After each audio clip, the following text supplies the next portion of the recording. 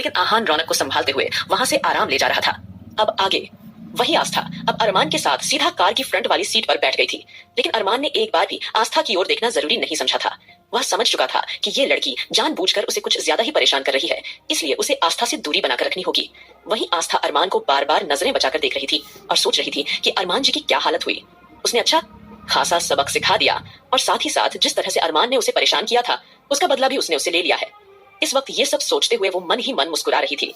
जल्दी ही वो दोनों सिंघानिया मेंशन पहुंच गए। अब अरमान ने जैसे ही टेढ़ी नजरों से यह देखा कि आस्था बार बार मुस्कुरा रही है तो उसके माथे पर गुस्से की नसें उभर आई। वह सोचने लगा कि आखिर यह लड़की क्या करने की कोशिश कर रही है। यह इस तरह से मन ही मन कैसे मुस्कुरा सकती है? क्या यह मेरा मजाक उड़ा रही है? हाँ, लेकिन वह चाहकर भी उसे कुछ कह नहीं पा रहा था। साथ ही साथ वो ये भी सोच रहा था मैं इसके साथ था, इसलिए इसने शॉपिंग कॉम्प्लेक्स में अपने किसी साथी को मिलने के लिए भी नहीं बुलाया। शायद ये एंग्री बर्ड मुझसे डर गई होगी। लेकिन चाहे कुछ भी हो जाए, मुझे इस लड़की का भेद फटाफट से सबके सामने खोलना होगा और इसे यहाँ से चलता फिरता करना होगा, नहीं तो ये लड़की मुझे पागल कर देगी। यही सब सोचते हुए वह वो घर आ पहुंचा और आस्था को अनदेखा करके वो चुपचाप सीधे अपने कमरे में चला गया। वहीं अभी भी अरमान को देखते हुए मुस्कुरा ही रही थी। जिस तरह से अरमान की हालत हो गई थी, उसका शरीर किस तरह से हार्ड हो गया था और वह आस्था को पूरी तरह से पाना चाहता था, ये सोचकर आस्था को काफी मजा आ रहा था। फटाफट से वह भी मुस्कुराते हुए सीधा अपने कमरे में चली गई थी। वहीं दादाजी भी आस्था के चेहरे पर मुस्कुराहट देख चुके थे, इसलिए वो मुस्कुरा रहे थे। वहीं दूसरी ओर वसुंधरा के दूध लेकर आने के बाद नानी माँ ने वसुंधरा को घूरते हुए कहा, अरे तुम्हें जितना कहा जाए क्या तुम उतना ही काम करती हो? देख, ये छोटा बच्चा है, इसने अपना डायपर भी गंदा कर लिया, जाकर इसका डायपर भी बदल ला। नानी माँ की इस बात पर वसुंधरा का मुंह बन गया और वो नाखुश होकर सोचने लगी कि क्या यह बुढ़िया किसी और से ये काम नहीं करवा सकती? क्या अब ये बच्चे का डायपर मुझसे ही बदलवाना चाहती है? नानी माँ वसुंधरा के मन की बात समझते हुए, मैं अच्छी तरह जानती हूँ कि तू क्या सोच रही है।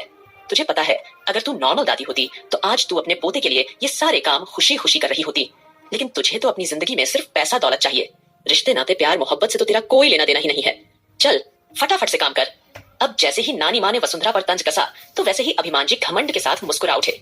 वहीं वसुंधरा अभिमान जी को खां जाने वाली नजरों से आईब्रो सिकोड़ कर देखने लगी। उसे अभिमान जी का इस तरह से मुस्कुराना बिल्कुल पसंद नहीं आ रहा था, लेकिन बार बार उसकी नजर अभिमान जी पर फिसल रही थी। वहीं कोई और भी था जो यह सारी घटनाएं अपनी ठंडी आंखों से देख रहा था। वह कोई और नहीं बल्कि वीर था। वीर यह सारा तमाशा अपनी आंखों से देख रहा था। अचानक ही उसके दिमाग में एक आइडिया आया। अब देर न करते हुए वह तुरंत नानी माँ के सामने आया और उनके सामने घुटने टिकाकर झुककर बैठ गया और अपने चेहरे पर नकली अफसोस भरे भाव लाकर दबी हुई आवाज में बोला, नानी माँ, मैंने सुना है कि आप सबकी मदद करती हैं, तो क्या आप मेरी मदद नहीं कर सकती? मुझे बचपन से लेकर आज तक जिस माहौल में रखा गया, मैं उसी माहौल के अकॉर्डिंग बनता चला गया। इसमें मेरी क्या गलती है नानी माँ? अगर मेरे बाप को मेरे होने का एहसास ही नहीं था तो इसमें मेरी क्या गलती? फिर थोड़ा रुककर उसने अपनी बात जारी रखी, मैं जानता हूं कि मैंने अपनी जिंदगी में बहुत सारी गलतियां की हैं, इसलिए आप शायद मुझे सुधारना चाहती हैं, जो कि आपका एक माँ होने के नाते फर्ज बनता है। लेकिन क्या आप मुझे नौकर बनाकर ही सुधार सकती हैं? क्या आप मुझे अपना बेटा बनाकर नहीं सुधार सकती? हाँ, आपने मेरी अब भी की जिंदगी देखी है, क्या मेरी जिंदगी पहले ऐसी थी? यह बोलकर वो अभिमान जी और नानी माँ के सामने इमोशनल होने का नाटक करने लगा। लेकिन नानी माँ तो बड़ी तेज थी, वह उसके इस इमोशनल ड्रामा को सक्सेसफुल कैसे होने दे सकती थी? वह तुरंत उसे घूरते हुए एकदम से बोली, अरे वीर बेटा, मेरा मतलब रामू बेटा। नानी माँ ने वीर का निकनेम रामू रख दिया था और वीर उन्हें एक अलग लेवल का नाम लगता था।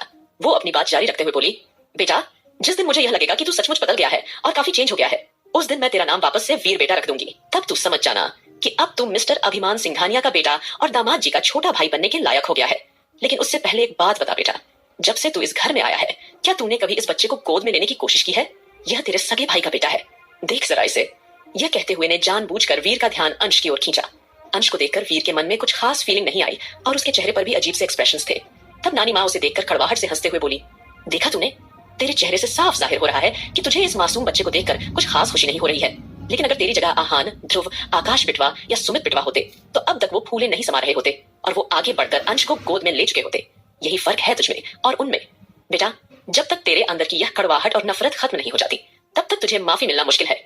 जब तू सुधर जाएगा तो हमें खुद ब खुद अपने आप ही पता चल जाएगा कि तू सुधर चुका है या नहीं।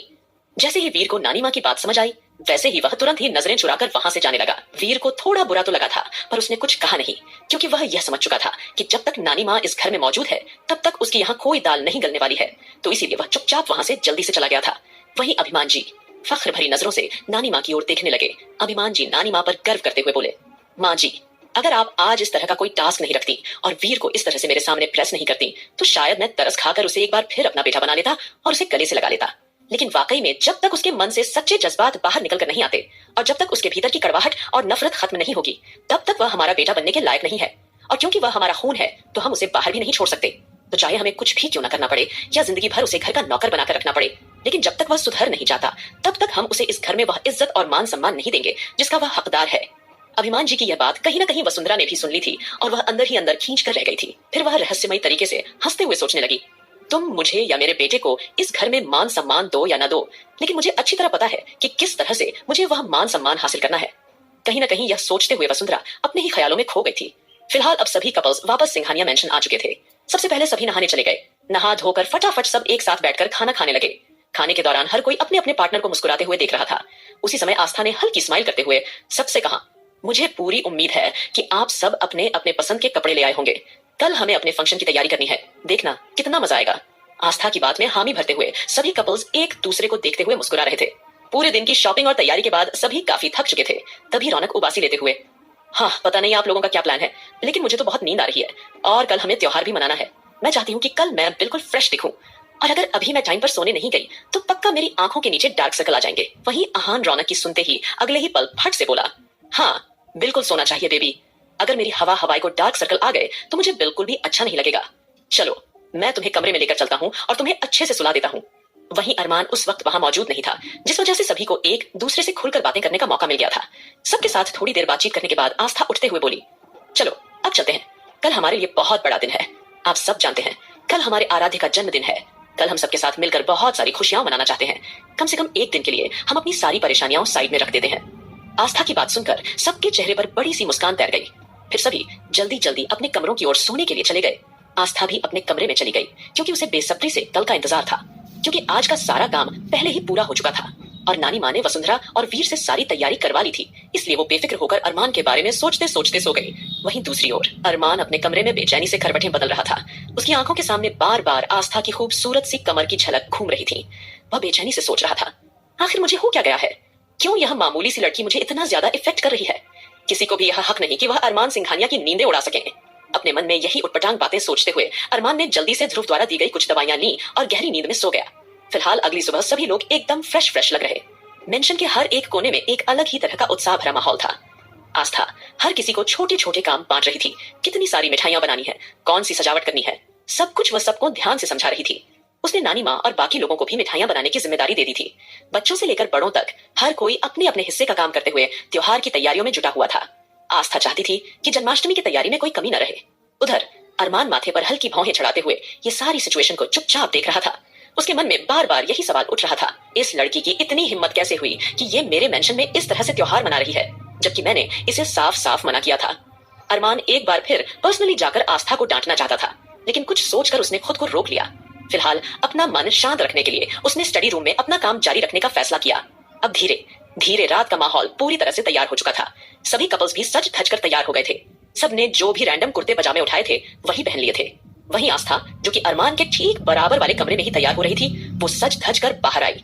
आस्था ने नानी माँ को पहले ही बता दिया था कि आज अंश को वो तैयार करेगी, इसलिए नानी माँ ने अंश को कान्हा जी के जैसे कपड़े पहना दिए। अंश छोटा सा कृष्ण बना हुआ था और वो बड़ा ही प्यारा लग रहा था।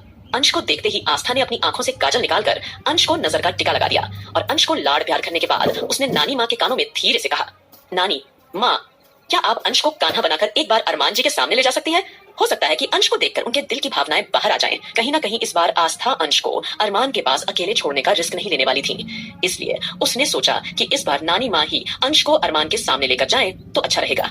लेकिन नानी माँ इस त्योहार में अरमान का सामना नहीं करना चाहती थी, क्योंकि रक्षाबंधन वाले दिन वो अरमान का गुस्सा अच्छी तरह से झेल चुकी थी, इसलिए इस बार वो कोई रिस्क नहीं लेना चाहती थी।